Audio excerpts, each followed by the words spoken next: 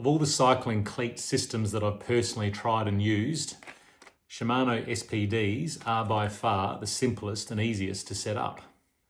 I'm installing mine today into these new Shimano off-road shoes that I'll be using with my gravel bike. SPDs are a 2-bolt cleat system, unlike most road cycling cleats, which are a 3-bolt system. And then of course we have Speedplay, which technically is a 7-bolt mechanism because they have a 3-bolt cleat adapter plate, and then the actual cleat itself has 4 bolts to keep it in place. These cleats are inserted into a cleat plate, which is a mobile component within the base of your shoe.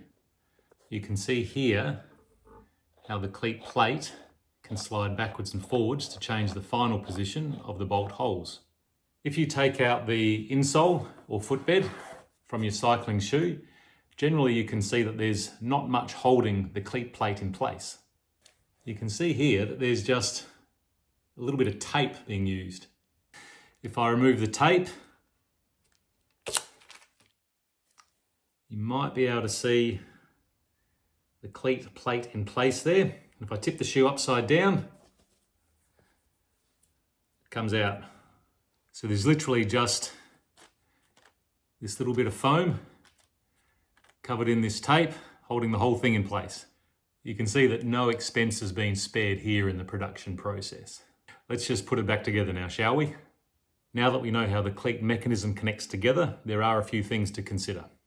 Number one, where to position the cleat in terms of fore and aft, forwards or backwards. In general, I would encourage cleat placement fairly neutral in the range or towards the rear of the shoe. And that will mean that you'll need to use the rearward set of bolt holes. We do this because moving the cleat backwards on the shoe reduces the lever arm advantage of the calf at the ankle joint, and this will stabilize the ankle's range of motion. Having excessive ankle range of motion during the pedal stroke is generally counterproductive in cycling.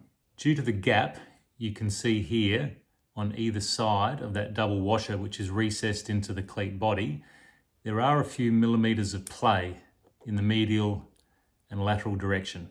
I suggest you start with the central side-to-side location of the washer, unless you have a strong reason to go either out or in.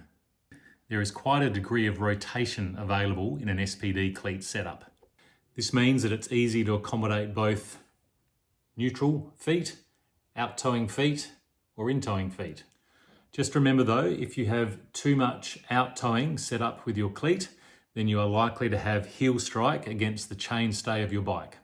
Generally, when I'm doing bike fits, I do a simple test where I get people to close their eyes, sitting on a high chair, take 3 marching steps on each foot, and then we take note of the position that their feet land in. Whatever position their feet finish in, I want to roughly match with cleat angulation placement within reason. If you look very closely, you'll see tiny triangle arrows imprinted on each cleat, showing which way is forwards. This should stop you installing them back to front by mistake. And if you can see the arrows on the cleat when it's installed on the shoe, then you know you have the cleat the right way around. Of course, it is really obvious from the little nubs on the cleat, which are designed to bite into the shoe sole, and the washer, which sits in the cleat face recess, and the bolts, which sit in the washer recess, which is the right way up.